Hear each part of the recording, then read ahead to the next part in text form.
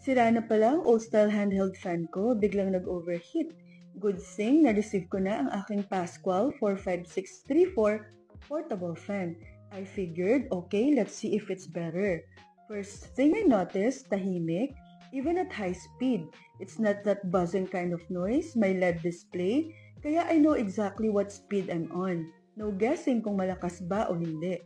I use it while working at my desk, then kapag aalis ako, I just slip it in my bag.